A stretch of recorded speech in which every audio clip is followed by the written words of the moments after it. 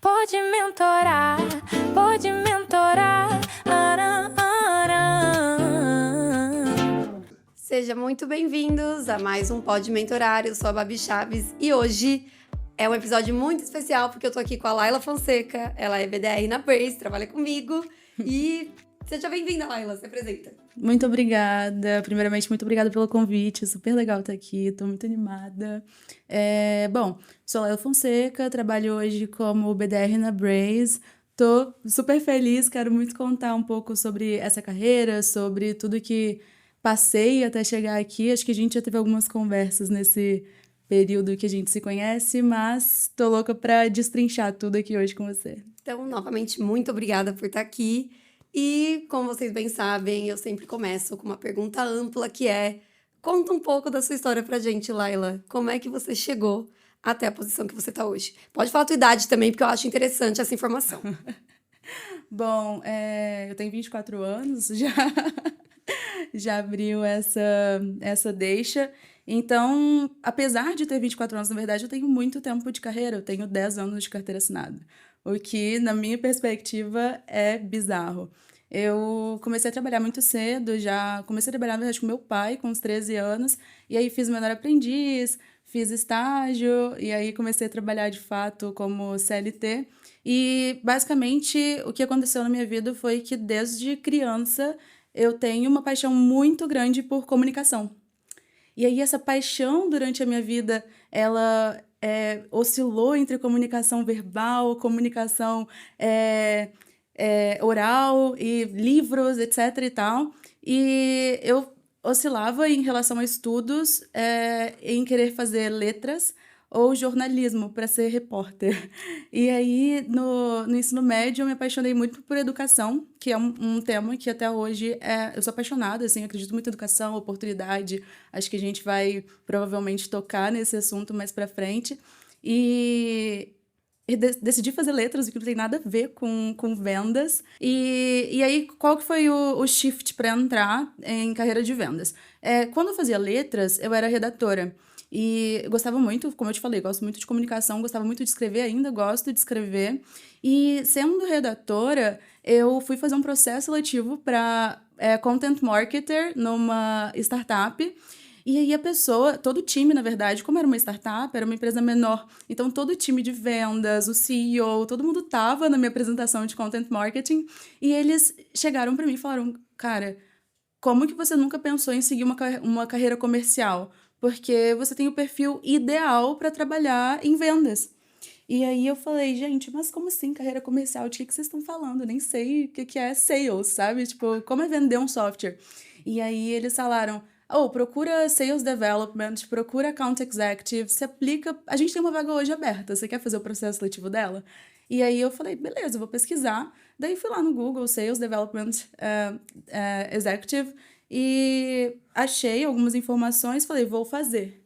Fiz o processo seletivo, passei, e aí comecei a trabalhar como a única pessoa de vendas nessa startup. Fiquei 1 ano lá, sou muito grata, inclusive, pela oportunidade. Lembro até hoje do Dan, do Zé, um beijo para eles, caso eles escutem esse podcast. E aí, basicamente, lá eu aprendi muita coisa, porque eu engolia livros de venda, eu engolia conteúdo sobre marketing digital, porque, cara, eu tava na faculdade de letras e não tinha nada a ver com nada com o que eu tava fazendo. E aí entrou a pandemia, então eu trabalhava remoto, fazia faculdade remotamente.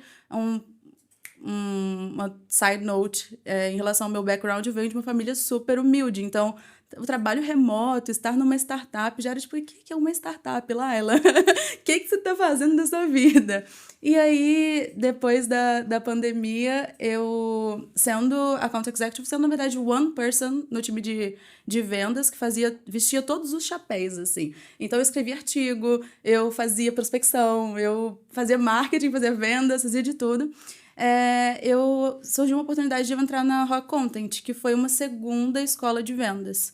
E da Rock Content fui para uma outra empresa já mais global, a Rock já era global, e agora cheguei na Braze. Então essa é basicamente a história de como eu cheguei onde eu tô hoje. Maravilha, obrigada por compartilhar. E a gente falou aqui, né, que a Laila ela trabalha hoje na função de BDR, mas eu queria que você contasse um pouquinho do que é essa cadeira e qual que é a necessidade dela para essas empresas que você trabalhou, para as empresas de tech. Perfeito. Bom, a gente tem várias nomenclaturas no mercado para definir o trabalho de uma pessoa que procura oportunidades em potencial ou qualifica oportunidades em potencial de negócio. Então, a gente tem o SDR, que é o Sales Development Representative, a gente tem o BDR, que é o Business Development Representative.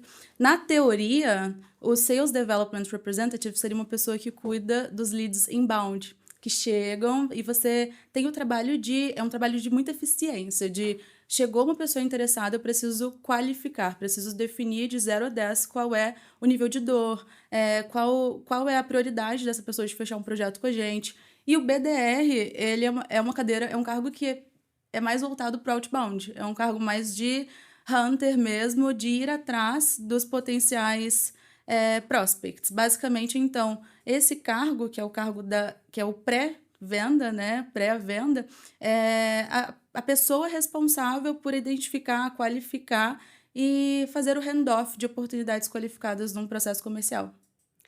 É engraçado porque quando eu era jovem, eu, eu ainda sou, mas né, que eu comecei a Muito. trabalhar com 5 anos, que loucura. É, existia BDR, a gente chamava de trabalhar em vendas e pegava a lista telefônica. A prospecção era assim, o outbound, né? Não era, eu não sei se poderia chamar de BDR, porque era zero estratégico. Eu acho que BDR é muito mais estratégico. Mas, assim, não era uma coisa que as pessoas gostavam de fazer. E eu vejo ainda, pelo menos hoje, no meu círculo de amigos, eu vejo ainda muita gente que é muito bloqueado com esse outbound, com essa coisa de dar murro em ponta de faca, assim. Você vê dessa maneira? Você acha que as pessoas têm um pouco de receio de atuar nessa posição? Acho que sim. Acho que principalmente no Brasil a gente tem um contexto de telemarketing, por exemplo, que é super agressivo. Então, e além do conceito de telemarketing agressivo, a gente também tem vendedores que muitas vezes são pintados como pessoas chatas, aquele cara que fica enchendo o saco. E aí a gente tá falando de vendas mais simples, né? Tipo, eventualmente você vai numa loja de calçado e a pessoa fica ali do seu lado, poxa, e aí, gostou? Vai levar? Ficou, nem cabe no seu pé, mas tá lindo, leva mesmo assim. Então, acho que essa visão, né, essa perspectiva do vendedor sendo o cara chato, sendo a pessoa que não tá nem aí para o seu desafio, só quer te vender, contribui para a pessoa que está num cargo de outbound não se sentir confortável em prospectar, porque com certeza você vai receber muitos nãos, com certeza você vai a pessoa vai te atender e muitas vezes vai achar que você está fazendo uma ligação de telemarketing. E daí vem justamente o que você comentou, que é a estratégia, você precisa ser relevante. Como que você se diferencia de 100 pessoas que estão semanalmente falando com essa mesma pessoa que você está falando? Não só relevante, como também fazer um outreach personalizado e para aquela pessoa. E para cada um stakeholder vai ser um outreach provavelmente diferente, assim. Então, basicamente, acho que esse é o motivo pelo qual muita gente se sente desconfortável de estar numa cadeira de outbound. E para quem não é desse mundo, só para dar um contexto, o outreach é basicamente essa prospecção de fato, né? Por e-mail, por telefone, por LinkedIn, seja o que for. E o stakeholder que ela falou são as pessoas que trabalham naquela empresa, que vão ter cargos diferentes. E aí você vai ter comunicações diferentes para níveis diferentes de pessoas, né, que vão estar ali. É muito diferente conversar com um vendedor e conversar com um diretor. Basicamente é isso. Bom, e o que mais te motiva nessa rotina que não é tão simples assim, que tanta gente tem, entre aspas, receio? Dinheiro, não tô brincando. Pode ser também dinheiro. Quem viu o último episódio, quer dizer, o último não, né, que eu já gravei uns trocentos depois do último que eu lancei. Mas enfim, quem viu o episódio que eu gravei com o Bruno, viu eu falando que eu me motivo com dinheiro, eu não vejo problema nenhum. É uma motivação, definitivamente uma das motivações que existem. Bom, eu acho que sim, dinheiro, obviamente, é um fator motivador, mas no dia a dia, não é algo que, na minha perspectiva, se sustenta na rotina. No primeiro não que você leva no telefone, é muito difícil pensar, não, mas eu tô aqui porque eu preciso fazer dinheiro, sabe? Então, o que que me motiva? É ter certeza de que eu tô fazendo ou falando ou, enfim, algo que é relevante para aquela outra pessoa. Então, esse reconhecimento de, cara, isso foi diferente do que eu tô acostumado, sabe? Isso é top notch, isso é uau, que abordagem incrível que você fez agora. Isso me motiva muito. Então, assim, biscoito, elogio, eu acho que nessa vibe também. Então, dinheiro, biscoito, elogio. Justo. Reconhecimento. Claro, sim. Em Justo. outras palavras, com certeza. Estar fazendo algo que gera valor. Isso me motiva bastante. Maravilha. E que desafios, ou melhor, quais os principais desafios que você já enfrentou nessa posição? Nossa, eu acho que o desafio de não levar as coisas pro pessoal é algo que pega, assim, porque principalmente se você faz cold call, e na verdade eu não gosto de fazer cold call. As minhas calls nunca são cold, porque eu sempre pesquiso muito, então são sempre warm, porque eu chego sabendo tudo da vida da pessoa e consigo criar um rapport, que eu consigo, tipo, pelo menos 1 minuto, 2 minutos, geralmente eu consigo dessa pessoa, se eu consigo abrir a conversa pelo menos uns 20 segundos ali. Se eu não consigo, se ela já atende e fala, não quero falar tchau, sem eu nem falar um oi, aí obviamente não tem como. Então, assim, eu acho que o desafio de não levar o não fala comigo, não me liga, pro pessoal é algo que demorou muito na minha carreira para eu aprender, assim. Eu lembro que quando eu era mais novinha, assim, 20, 21, quando eu recebia uma grosseria feia no telefone, eu chorava às vezes, sabe?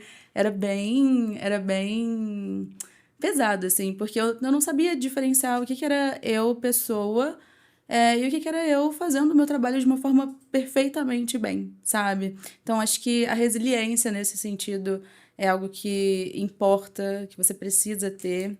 É um desafio. O desafio de disciplina e organização também é outro, porque é muito fácil você se perder nas tarefas de prospecção enquanto você está conversando com outros prospects, por exemplo. Eu tenho um portfólio, é um exemplo, de 50 contas. Eu consigo abrir porta em 10.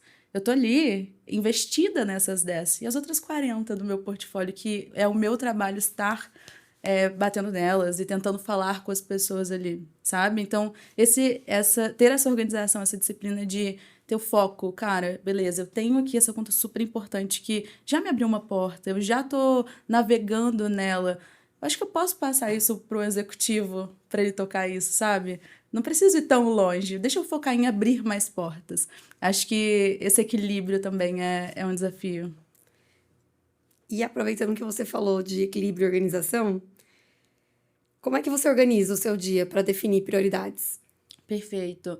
Bom, eu tenho estratégias não muito boas de organização, porque eu já entendi que eu não sou uma pessoa organizada, o que é super interessante, assim.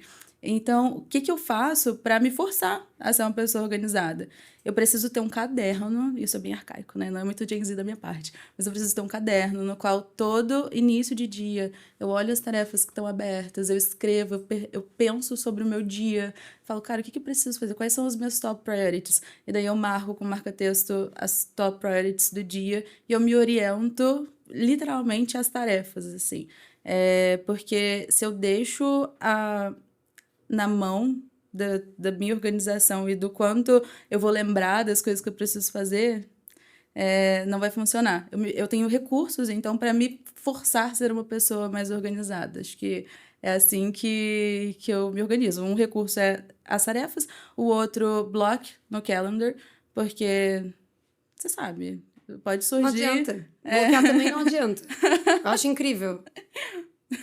Bom, os blocos. Você viu que eu dei um hate aqui gratuito, né? É. É que tá doendo no meu coração, uma falta de respeito que as pessoas têm com a minha agenda ultimamente.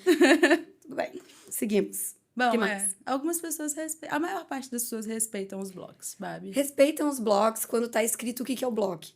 Já sentiu isso? Tipo, estou Tipo out of assim, se tu focus. coloca o focus time. Focus time. Cara, se eu coloquei focus time é que eu preciso de focar. Eu preciso focar meu time. Não adianta. Mas tudo bem. A gente tem uma questão também que eu acho que para mim foi uma mudança muito grande, né, nos últimos meses, do presencial. Porque você tá ali muito acessível.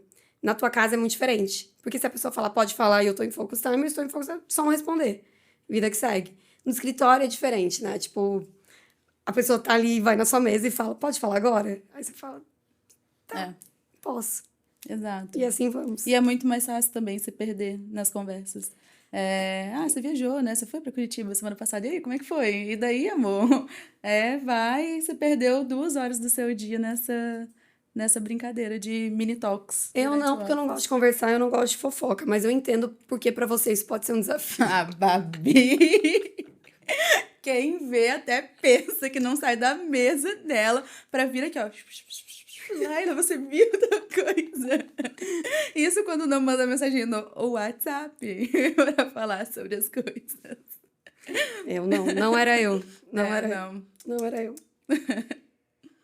E aí, aproveitando, né, que a gente tá falando aqui um pouquinho do nosso dia a dia, como que você lida com metas agressivas, com pressão, com também, talvez, esse monte de não que você pode receber no dia a dia? Como que você, Laila, lida com isso? Bom, acho que o recurso principal é entender que nada é sobre você.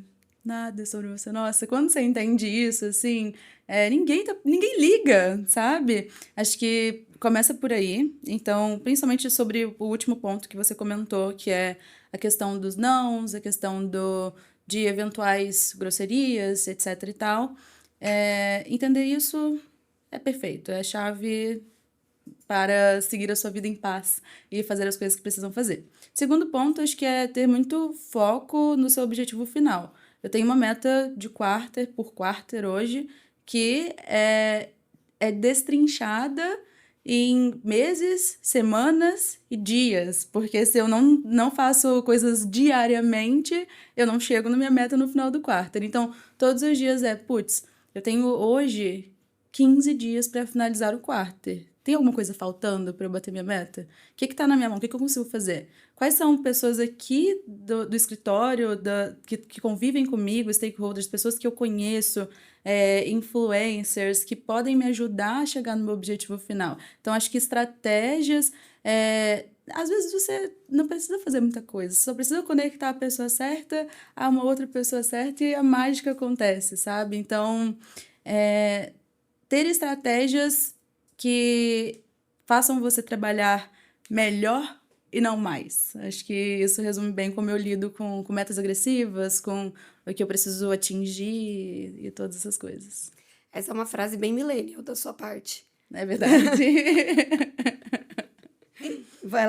Antes da gente começar a gravar, ela falou: ai, você devia fazer uma série de entrevistar Gen Z. Eu falei, Deus me livre. Porque, gente, vocês são difíceis. Não é por nada. Eu sofro. Você vai receber hate dos Gen Zs nos comentários. Não vou. Assim. Eles sabem que eles são difíceis. Eu também sou. Mas é outro tipo de difícil, né? Bom, tem algo que você gostaria que as pessoas entendessem mais sobre o papel de BDR? Ou que você gostaria de compartilhar sobre? Eu acho que principalmente o quanto que a cadeira de prospecção se diferencia de uma cadeira de comunicação massiva, de um telemarketing, eventualmente. Acho que muito pelo simples fato de a gente ter uma abordagem no mercado brasileiro voltada fortemente para o telemarketing, algumas pessoas encaram a cadeira de BDR também como algo nesse nível. O que não é uma cadeira muito mais estratégica, é uma cadeira muito mais de entender quem é o ICP, no caso, pegar já o ICP definido, buscar essas pessoas no mercado com recursos e ferramentas, enfim, que existem hoje em dia, LinkedIn, a gente usa várias, não vou citar para não... porque a gente não tem mexão com elas. Bom... Então, assim, essa desvincular a ideia de um cargo de prospecção de um cargo de comunicação massiva. Entenda que existe muita estratégia. Para cada contato tem que ter uma estratégia. Também, se você é um BDR e você não tem estratégia por trás dos seus contatos, acho que é interessante também repensar um pouco como está a qualidade do seu trabalho hoje e como está a sua gestão de tempo também. Porque se o seu tempo for melhor utilizado, com mais eficiência, todas as coisas vão funcionar muito melhor na sua vida profissional. Então, assim, acredito que essa é a principal coisa que eu gostaria que o mercado entendesse, assim. Eu acho que para quem não é de tech, às vezes é muito difícil entender essa diferença do telemarketing para esse tipo de prospecção. Você conseguiria dar um exemplo das duas Claro. coisas para comparar? Claro, eu vou contar como eu prospecto uma nova empresa no meu dia a dia. Primeiro eu pego lá, qual é a empresa, eu leio annual reports para entender como que está a questão dos investidores, como está o momento da empresa de receita, investimentos. Eu busco quem são as principais pessoas dessa empresa. C-level, VP, diretor, superintendente. Eu entendo o que é importante para essas pessoas. Eu entendo qual que é o momento de mercado dessa empresa. Essa empresa quer gerar mais brand awareness, essa empresa quer gerar mais receita, essa empresa já está num momento legal, ela só quer criar mais eficiência nos processos. Tudo isso vai definir quais vão ser as minhas abordagens depois num potencial outreach. E quando a gente está falando de telemarketing, eu nunca trabalhei com telemarketing, mas eu tenho uma ideia de que é uma comunicação muito mais. Eu tenho uma lista de pessoas que se encaixam em por exemplo, um plano que a minha empresa gostaria de vender. Então, eu vou ligar de forma massiva para essas pessoas a partir disso. Então, acho que isso diferencia bem como os dois trabalhos são bem diferentes. Eu acho também que a gente pode até... Eu não sei se tem um telemarketing muito B2B, mas eu diria que é uma coisa muito mais empresa, pessoa física, né? E quando a gente fala do seu trabalho, ele é um trabalho 100% empresa para empresa. Exato. Né? Porque você está falando com uma pessoa, mas o seu interesse, ele é de business. Então, a conversa é diferente ali também, né? Exatamente. Não é um interesse pessoal. Assim, quando a gente, fala de um ciclo de vendas e tal, existem, óbvio, porque na minha perspectiva não se separa pessoal profissional. Mas, assim, no geral, se você olha no macro, assim, B2B, é claro, em tudo, na verdade, vai ser B2B, porque no final é uma empresa assinando um contrato com uma outra empresa. Apesar de que pessoas, obviamente, são muito importantes nesse processo. Mas é diferente porque o produto que você está vendendo, ele não é um produto que só vai atuar em uma pessoa. Acho que é isso. Né? Então, exato. Uma maneira que eu tenho de pensar, assim, eu, por exemplo, quando eu comecei na área comercial, que eu me dei conta que eu estava na área comercial, porque eu não sabia que eu era comercial antes. Eu fui propagandista farmacêutica durante 2 anos e eu falava que eu era marketing. Eu não sabia que eu era vendas. Nossa, juro. Barbie. Vocês veem como era ruim, né? Nossa, sabia? Tava sabendo legal. Eu não via a propaganda médica como vendas, porque eu não estava negociando valores, por exemplo. Eu só ia no médico falar de um produto, então para mim aquilo não era venda. E aí eu migrei, eu saí da propaganda e eu cara, passei um perrengue, fiquei sem trabalhar, e aí eu fui trabalhar como vender plano de saúde. Não corretora, mas trabalhar em uma corretora. E o plano de saúde, você pode vender pessoa física, mas na corretora que eu trabalhava, existia um grande incentivo para você vender para PMS, para SMBs, porque a comissão era muito alta e era muito fácil de vender. Porque, basicamente, uma família, um dono de uma empresa e seus 2 filhos e esposa, as 4 vidas, já eram um PME. Então, eu precisava vender para uma empresa, mas basicamente convencer uma pessoa. E eu já ia ganhar lá... Não sei se pode falar isso, eu não vou falar. Enfim, faz anos. Na época, era tipo assim, a corretora acho que ganhava 300% de comissão em cima do primeiro mensalidade. Só que qual que era a vantagem que eu identifiquei? Quando a pessoa estava muitos anos no mesmo plano, o percentual de reajuste era sempre em cima do último. Então, se a pessoa tinha mais de 3 anos, ela estava pagando o valor acima da tabela. Então, eu ligava na lista telefônica falando, você está pagando acima da tabela do plano de saúde. Se a gente puder migrar o seu plano, você vai economizar. Quer me ouvir? Era isso? Na lista telefônica aqui, ó. Mas se a pessoa falava assim... personalização aí, né? Legal. Exato, só que eu não sabia, né? Só que se a pessoa falava assim, até gostaria, mas, tipo, sei lá, eu identificava que não tinha quantidade de pessoas mínima para um PME, eu não tinha como trabalhar. Então, eu já trabalhava B2B sem perceber. Porque eu não conseguia trabalhar com pessoa física. Inclusive, pessoa física, a comissão era ruim e era muito difícil de vender. Eu não sei como é hoje. Mas na época, assim, a pessoa tinha que se associar num sindicato. Cara, era muito difícil. Então, eu vi uma abertura muito maior quando eu ia nesse discurso do que quando eu tava falando de pessoa física, mesmo que fosse uma pessoa que precisava. Tipo, então eu fico imaginando que a gente também no dia a dia é muito assim, sabe? É que eu não tenho empresa, mas eu imagino que se é algo pra minha empresa, eu vou pelo menos escutar ou tentar Sim. entender o que tá acontecendo ali. Sim, com certeza. Principalmente se tem um cargo mais alto, assim, quanto mais é, dinheiro a sua empresa gera, mais dinheiro você vai ganhar. Vocês viram que a foto é abaixo, né? Segredo. Bom, eu criei esse podcast muito pensando em pessoas que possam estar querendo entrar no mercado ou que já estejam e queiram migrar para uma área como essa. Então, quando eu dava mentoria individual, às vezes chegava alguém que é CS e quer virar e vir para vendas, para o comercial. Não sabia por onde começar. Ou às vezes alguém que está muito early stages na carreira e não vê, por exemplo, seguir uma carreira como BDR, que é logo ser account executive, mas não necessariamente é o perfil. Então, eu queria que você trouxesse um pouco da sua visão de tudo isso, de quem está começando, o que você daria de dicas, e também como que você enxerga a carreira nesse papel específico. Boa. Boa pergunta.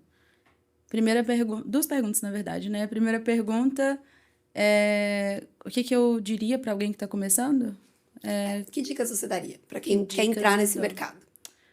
Bom, eu diria que principalmente estudar sobre. Depende, né? Se a pessoa quer entrar numa empresa de venda de software, por exemplo, estudar sobre o que essa empresa vende.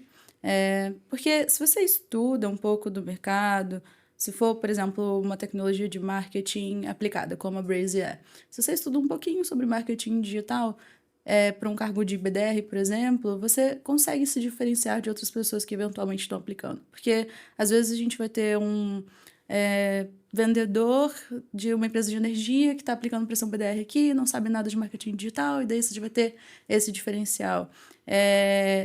Curiosidade, principalmente, se você consegue genuinamente ter interesse sobre o que o outro está dizendo, sobre o que é importante para aquela outra pessoa e o que você pode gerar enquanto empresa para aquela outra pessoa. Acho que isso é super, porque a curiosidade vai te fazer aprender muito. Você vai estar ali curioso, estudando, entendendo, escutando. Além disso... Bom, essa é uma dica que eu dou para todas as pessoas que eu convivo, principalmente meus amigos de infância, estuda inglês. Cara, é tão importante. E assim, eu venho de uma realidade que as pessoas não aprendem inglês na infância, sabe? Eu fui aprender inglês porque eu ganhei uma bolsa do governo do estado do Espírito Santo para fazer um intercâmbio nos Estados Unidos. E aí voltei falando inglês, mas assim, não aprendi na infância, sabe? Fui aprender com 18 anos. Então, assim, estuda inglês. Acho que abre muitas portas. Se tiver a oportunidade de estudar mais línguas, com certeza é válido. E what else? What else? Tenha o seu perfil do LinkedIn e o seu currículo atualizados e saiba se vender bem. Acho que essa é principalmente para as mulheres, a gente tende muito a subestimar o que a gente faz. Então, às vezes um cara que não fez nem metade das coisas que você fez, ele vai estar se vendendo muito melhor do que você está, e ele vai conseguir o carro que você seria a melhor pessoa para estar, mas você não sabe se vender bem, você não sabe sustentar as coisas boas que você faz. Então, acho que autoestima. Cara, esse saber se vender bem lembra muito. Eu lembro que isso foi... Nossa, eu odeio pensar em data. Nossa, terrível. Mas, sei lá, uns anos atrás, quando eu trabalhava na RD, Cara, parecia que nada dava certo pra mim lá, sabe? Tipo, nada do que eu fazia era o suficiente. Eu sentia isso, assim. E aí, poxa, eu era high performer, ninguém sabia. Tem noção? Ninguém sabia. Tipo, sabiam as pessoas do meu time e da minha área, mas outras áreas não sabiam. Bem low profile, ela. Pois é, você vê que loucura. Uhum. Você vê que loucura. Mas eu já vou contar de quem que é a culpa de eu ser assim hoje. Eu fazia porque eu queria a grana e eu queria reconhecimento, mas o reconhecimento ali do meu time era o suficiente. E aí, às vezes, as pessoas falavam assim, nossa, Vou dar um contexto antes, vai. Quando eu entrei lá, eu era casada, eu indiquei o meu ex-marido pra entrar também. As pessoas achavam que ele tinha entrado muito antes que eu. Porque ele era um cara expansivo, de falar com todo mundo e tal. Como eu era mais na minha, mais quieta, ninguém sabia que eu entrei antes. Ninguém sabia que eu já tava lá performando. Não era uma distância tão grande, mas assim, era no nível das pessoas não fazerem ideia. E eu era da área de parcerias. A área de parcerias em qualquer empresa é tipo um puxadinho, sabe? É assim até hoje. Ela tá rindo porque ela sabe que é verdade. É um puxadinho. E aí era um puxadinho grande, era um puxadinho de respeito, mas era um puxadinho, é um puxadão. Aí eu demorei muito pra, enfim, pra conseguir uma promoção. Quando essa promoção chegou, eu já nem queria mais ela. Porque daí eu queria migrar do que eu fazia. Então, o que eu fazia na época? Eu já estava quase 2 anos fazendo isso. Eu era hunter, eu tinha que achar agências para o programa de parcerias da RD. Então, passou por mim, sei lá quantas mil agências. Eu conversei com muita gente e eu fazia isso com a mão nas costas. Eu ajudei a desenvolver o time e tal. E aí, quando finalmente falaram assim, não, agora a gente te promove nessa job. Eu falei, mas então, agora eu não quero mais essa, eu quero outra.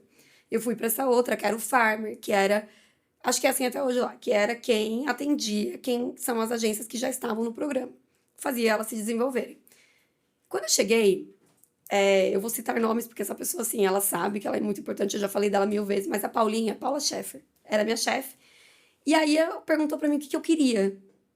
O que eu queria nessa job? O que eu queria que acontecesse? Porque ela falou, cara, vender você vai, eu sei que você vai, mas o que você quer? Qual que é o teu objetivo com isso? Eu falei, cara, eu quero que todo mundo saiba o meu nome.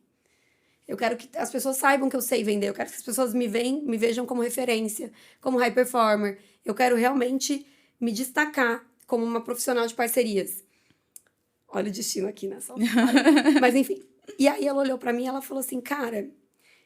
E ela contou uma história de uma outra gestora dela que falou pra ela sobre... Porque eu não sei se é verdade, tá, gente? Só tô repetindo. Se for mentira, vocês vão lá no LinkedIn dela reclamar com ela. Mas ela falou assim, por que a gente come ovo de galinha e não de pato? Aí eu falei, não sei, porque é bom, eu comi ovo de pato. Ela, não, porque a galinha bota o ovo e cacareja. Olha só, Aí eu fiz assim, ó. Que loucura é essa? Como assim a galinha bota... Aí ela falou assim, cacareja. Babi, você faz as coisas e não fala pra ninguém. Você não posta. Não adianta você ser incrível e ninguém ficar sabendo. E aí isso me bateu demais, assim, porque eu pensei, cara, realmente, eu faço e eu fico esperando esse reconhecimento... Porque eu fico esperando que as 3 pessoas que estão sabendo façam isso acontecer. Mas não dá. Eu tenho que ser responsável por isso. Eu tenho que ser responsável por me vender. E daí em diante eu falei, cara, acabou. Eu vou ser a chata do LinkedIn. Porque na época ainda era assim, menos pior, tá? Hoje em dia tá insuportável. Mas na época, pouquíssima gente postava resultado do mês. Isso foi 2019, por aí. Então ainda dava muito espaço, assim, pra você se destacar fazendo isso. E eu comecei. E aí foi quando eu tive muita abertura, assim, dentro da própria empresa e fora. Foi quando começaram a me chamar, tipo, para várias vagas. Foi quando começaram dentro da empresa a me dar muito espaço. Ah, vai ter uma reunião a XYZ, a gente quer um vendedor da área de canais para falar. Eu ia lá e representava. Perfeito. Então, assim, isso porque eu entendi que ou eu aparecia ou eu ia morrer na praia. Porque não basta fazer o seu trabalho. Fazer o seu trabalho é o mínimo. Não é loucura isso, mas é isso. Isso é. O seu trabalho é o mínimo que você entrega. Sim. Agora, saber se vender... Exato, é muito importante. Às vezes é mais importante do que o que você está fazendo de fato, a forma que você vende. Assim, para o mercado, sabe? Assim, eu acho que a gente aí trazendo para um lugar de patriarcado, etc. Eu tento evitar esse espaço, mas trazendo para esse espaço de ser mulher... Existem pesquisas que falam que os homens, eles se candidatam numa vaga se eles têm 70% das skills que aquela vaga pede, as mulheres somente se elas têm 100%. Eu acho que é nesse exemplo que isso acontece. Tem que tomar muito cuidado, gente, pra você, de repente, não virar aquela pessoa que você acha incrível por nada. Claro, porque por favor. eu tô vendo umas aí que tá complicado. Sim. Então, assim, mas você fez, você sabe que você fez. Não tem problema em dizer pro mundo Exato. que você fez. Exatamente. Não é? E pegando esse gancho para pessoas que estão querendo entrar nesse mercado, né? Eu acho que saber relacionar as atividades que você já faz hoje com o que a vaga espera é uma habilidade que poucas pessoas no mercado têm. Então, por exemplo, se eu sou hoje uma pessoa que é atendente no McDonald's e eu quero ser uma BDR numa empresa multinacional de tecnologia, o que eu faço hoje que se relaciona com o que eles esperam? Cara, eu lido com grandíssimos números de pessoas diariamente. Eu consigo, com eficiência, atender o que elas estão esperando. Sabe assim? Essa habilidade. Ok, eventualmente não vai chegar nos critérios que a vaga está esperando. Mas se você tem a habilidade de se vender bem nesse sentido, de tipo, hoje, eu, como ajudante de cozinha, já lido muito bem com pressão. Cara, pressão no meu dia a dia, então assim. E eu não sei nem usar panela de pressão. Você tem piada horrorosa que eu fiz agora. Desculpa. Eu vou tentar ser melhor nos próximos. Vou pôr mais vídeo pra ser melhor. Então, assim, o que você já faz hoje que se relaciona com o que você quer fazer? Porque com certeza tem alguma coisa, você só precisa encontrar. E entender se faz sentido ou não, né? Também. Agora eu queria, assim, a gente falou um pouquinho sobre quem tá começando, né? Você deu algumas dicas, assim. E o que você diria? Eu não sei se tem alguma coisa, mas o que você diria que poderia. Ou melhor, deixa eu refazer. Tem algo que você teria feito diferente na sua carreira até aqui?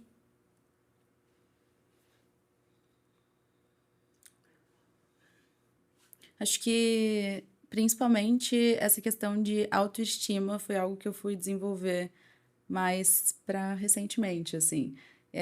Antes, eu estava tão focada em provar o meu valor, fazendo muito mais do que eu necessariamente precisaria fazer. Ok, é ótimo ir the extra mile, tipo, ir além, isso é muito bom, mas até um ponto que seja saudável para você também. E saber também discernir que você está fazendo algo que eu estou indo além, eu estou fazendo um trabalho incrível. Então, entender isso é muito importante. Acho que eu demorei para chegar num momento em que eu estava satisfeita com a qualidade do meu trabalho. Eu acho que estar satisfeito talvez seja um pouco forte demais, porque eu nunca me vejo numa posição de conforto. Eu nunca penso, nossa, agora tá ótimo. Eu sempre tô tipo, como eu posso melhorar aqui? E eu sou muito inquieta nesse sentido, mas ter autoestima para também reconhecer as coisas boas que eu tô fazendo. Então, acho que isso eu faria diferente. Eu gostaria, se eu pudesse voltar lá quando eu tinha 18 anos, iniciando numa carreira de tech, falar, cara, você já tá fazendo um bom trabalho, sabe? Saiba priorizar o que é importante. O que você quer? Qual que é o seu objetivo daqui 5 anos? O que você está fazendo agora se relaciona com o seu objetivo final? Então, assim, acho que principalmente isso. E ter uma estratégia mais certinha de carreira que eu fui desenvolver tem uns 2 anos pra cá, assim, do que eu quero. Eu quero trabalhar pro Brasil? Eu quero trabalhar pra fora? Eu quero trabalhar em Latam ou só Brasil, por exemplo? Então, eu tenho estratégias hoje, eu sei onde eu quero chegar, sabe? Isso pode mudar? Óbvio, tudo pode mudar, mas sabendo, eu posso fazer hoje o que eu preciso pra chegar lá. Cara, isso é Sabe? super importante. Fala no Alice País das Maravilhas. Exato, fala. Não, no livro também, As que é super refs, amo. que para quem não tem um destino, qualquer caminho serve. Então, se você não sabe onde você quer chegar, o que você está fazendo hoje tanto faz. Olha só. Chocou agora, né? Não Babado. esperava essa. Babado. Querido, aqui é cultura pop. Sabia que eu nunca vi Barli, Alice Meu Nunca na Vida. Deus. Preciso assistir e ler. Ou um dos dois. Cara, eu nem sei dizer o quanto que é válido ou não. Tá. Mas eu acho que hoje, com a maturidade que eu tenho, com essa visão do diálogo, se você senta para assistir ou para ler, enfim, com essa capacidade de interpretação de fato do que está sendo dito ali, eu acho muito interessante. Boa. Porque quando eu assisti, quando eu era mais nova, pra mim era só uma grande noia. Uma loucuragem, a lagarta fumando, assim, uma coisa doida. Mas aí, essa frase eu gravei muito, assim, depois, quando eu revisitei isso. Porque a grande verdade é essa. Pra quem não sabe onde quer chegar, qualquer caminho serve. Só que daí pode ser que lá na frente não te agrade. Não seja exatamente o que você queria. Só que às vezes falta sentar e ter essa conversa com você mesmo para entender o que me faz feliz, onde é que eu quero chegar, por que isso é importante para mim. Eu acho que eu gravei 2 semanas atrás, enfim, com uma pessoa, e a gente estava falando sobre as pessoas os gestores de vendas, né? Que muitas vezes o vendedor, ele quer ser gestor. E aí, quando ele chega nessa posição, é terrível. Porque ele só queria a posição. Não queria lidar com o ônus que vem, com a carga que vem com essa posição. Que é ganhar menos do que o vendedor de fato. Muita gente esquece. Muitas vezes trabalhar muito mais. Muitas vezes você vai estar no meio do caminho entre a tua gestão e o teu liderado. Vai apanhar dos dois lados. É uma das posições mais difíceis que tem, no meu ponto de vista. E às vezes a pessoa só quer pelo ego, para poder colocar no LinkedIn, esse é meu cargo. Então, tipo, é saber por que eu quero estar ali. O que isso muda para mim, né? Com certeza. E sabendo isso, e sabendo que o que importa para você, o que te motiva, você com certeza vai fazer um trabalho que é muito melhor do que uma pessoa que não sabe o que ela tá fazendo. E eu acho que você falou de resiliência, essa paciência também com você mesmo. Claro. Né? Tipo, eu tô nova na empresa. E acho que a Laila é testemunha, todo mundo que trabalha comigo. Cara, às vezes dá uma ansiedade, uma coisa do tipo, eu era tão boa na outra, e eu quero ser muito boa agora também. Só que tem um limite do que o meu cérebro consegue absorver e do que eu consigo entregar em 2 meses e meio. Claro. Né? E às vezes a gente se coloca muito nesse lugar de tipo, tenho que correr, eu tenho que me destacar, eu tenho que não sei o quê. Calma. Exato. Porque senão você atropela também, né? É importante que você seja gentil com você, assim como você seria com um amigo. Tipo, você falaria para um amigo seu que tá 2 meses e meio numa empresa que ele precisaria estar entregando o que ele entregava na outra? Nunca. Mano, você acabou de começar. Vai, toma vergonha, sabe? Vai estudar. Vai... vai arrumar o que fazer. Exato. Mas é isso, a gente às vezes é muito cruel com a gente mesmo. Sim, e sempre espera mais. Mas também a gente quer ser mais produtivo. O mercado exige isso da gente, mas existe um limite e há de existir um ponto de equilíbrio também entre o que é possível de entregar e o melhor que eu posso fazer, sabe? A gente precisa achar essa interseção e é isso. É isso, façam terapia. Tem muito que a gente possa... Bom, a gente tá caminhando pra reta final. Você sabe que eu gosto de perguntar um pouco mais sobre a vida pessoal das pessoas, porque eu sou uma pessoa curiosa. Você viu que eu falei que eu não gosto de fofoca. Eu prefiro perguntar na fonte. Eu quero que você me conte. Vou entrar num ponto que a gente não combinou antes. Você mudou para São Paulo para trabalhar numa empresa que você já estava há um tempo, mas foi uma mudança grande de vida, investindo na sua carreira. Exato. Eu queria que você trouxesse um pouco também do como está sendo esse processo, o que te segura firme nessa decisão também. Porque eu acho que isso também, às vezes, falta um pouco de coragem nas pessoas de dar aquele passo, sabe? Que às vezes é um pouquinho mais doloroso. Perfeito.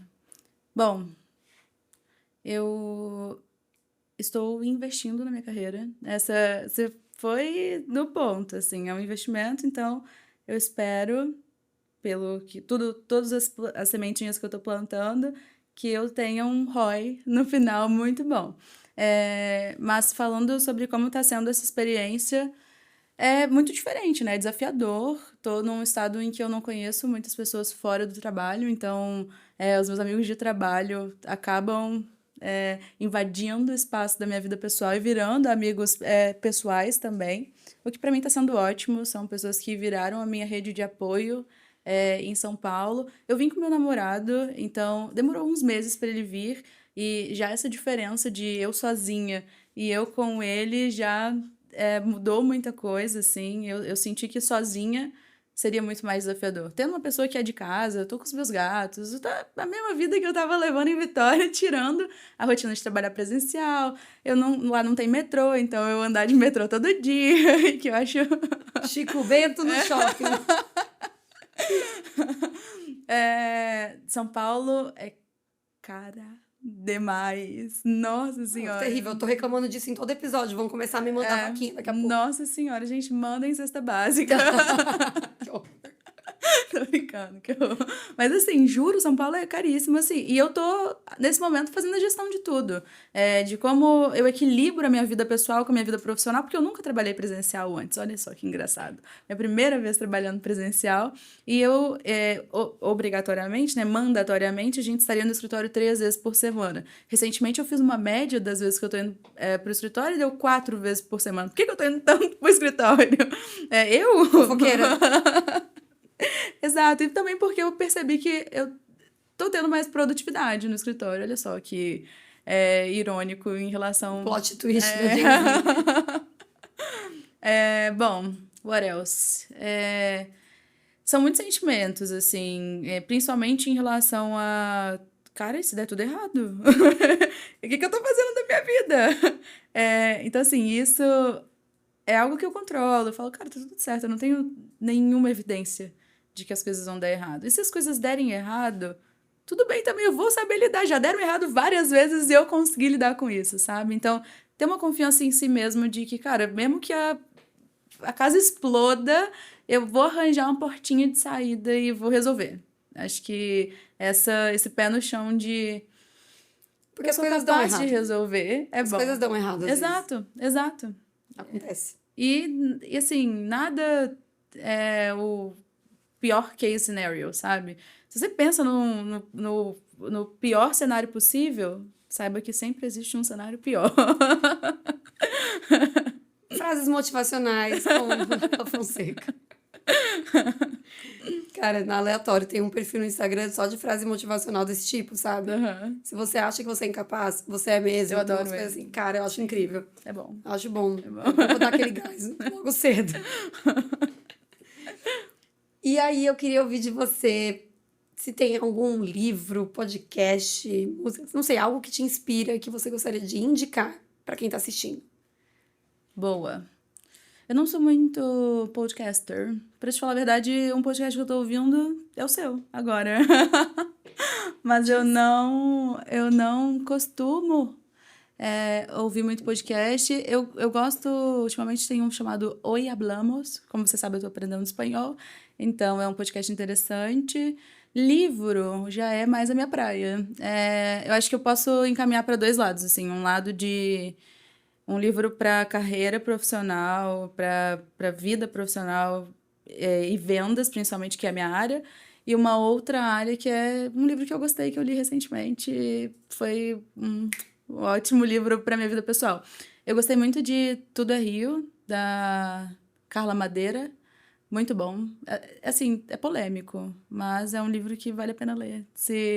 É um romance que conta coisas cotidianas com muitos plots. Acho que essa é um resumo interessante. E para vendas, um dos primeiros... Eu já li... como eu falei, eu engoli livros de vendas no estágio inicial da minha carreira. Então, já li Spin Selling, já li The Challenger Sale, já li muita coisa. Eu gosto muito de The Challenger Sale. Se eu fosse escolher um dos clássicos, eu acho que ele é um livro interessante para começar. Diferencia ali perfis de vendedor, explica por que o vendedor Challenger vende mais, porque desafia o status quo, que é basicamente o cenário em que as empresas se encontram no momento, e para vender melhor, no caso. E além dele, tem um livro que chama To Sell is Human, que é muito bom também. Eu não lembro os autores desses livros, mas basicamente ele fala sobre como vender é uma ciência comportamental aplicada e como que ser consultivo hoje é muito melhor do que ser só um vendedor. Porque, tipo, o vendedor, no caso, com a perspectiva de vendedor chato e o que a gente tem de, nossa, tá querendo me vender. Ele explica que convencer não é mais o modo que você vende, porque as pessoas não precisam ser convencidas.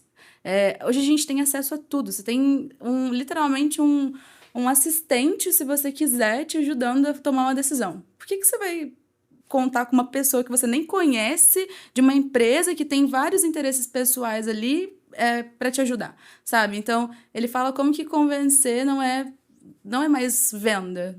Vender é ser um ajudante. É você ter empatia,